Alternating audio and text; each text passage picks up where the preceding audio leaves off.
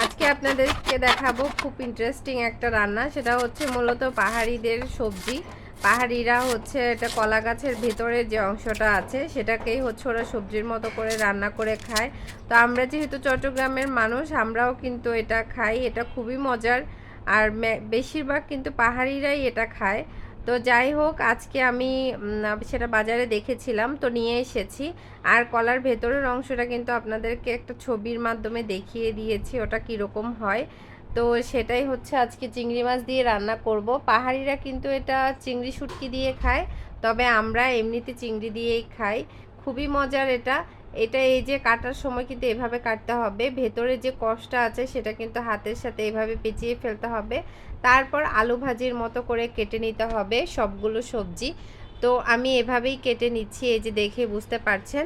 তো আমি যদি একটু কষালু কলা হয়ে থাকে, মানে কলা যদি একটু কষালু হয়, সেক্ষেত্রে এটা একটু সেদ্ধ করে ফেলতে হবে। তো এইটা খুবই ভালো ছিল, এটা আমার সেদ্ধ করতে হয়নি, এটা এমনিতেই রান্না করতে পারবো আমি।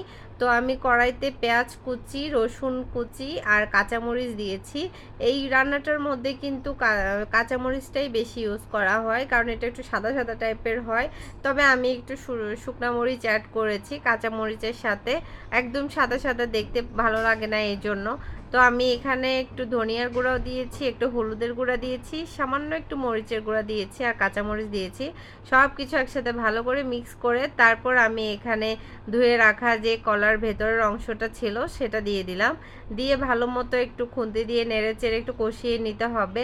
সাথে দিয়ে দিচ্ছি এখন লবণ। আমি সব সময় রান্নার শেষের দিকে লবণ দেই। যাই হোক, এখানে হচ্ছে আমি কিছুটা পানি দিয়ে এখন সবজিটা ভালো মতো সেদ্ধ করে নিব।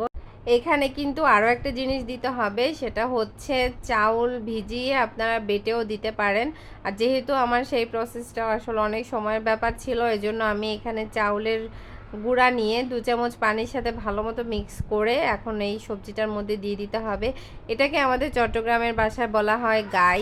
মানে এই চট্টগ্রামের ভাষায় এই জিনিসটাকে গাই বলা হয়, মানে গাই দিয়ে কলা গাছের থোড় রান্না করা যেটাকে বলে। তো এটাও জানি না সবাই চিনবে কিনা, অনেক অঞ্চলে হয়তো এটা নেই, তবে আমাদের ওদিকে এটা আছে। এইভাবে চাউলের গুঁড়ার সাথে একটু যদি মিক্স করে দেওয়া হয় তাহলে এটা অনেক বেশি ঘন হয় আর খেতে খুবই সুস্বাদু হয়।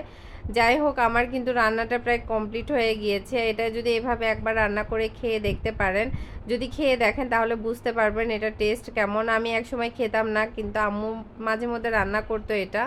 তো এটা খুবই মজার, খুবই মজার। এটা দিয়ে পুরা ভাত খেয়ে ফেলা যাবে, এতটাই মজার।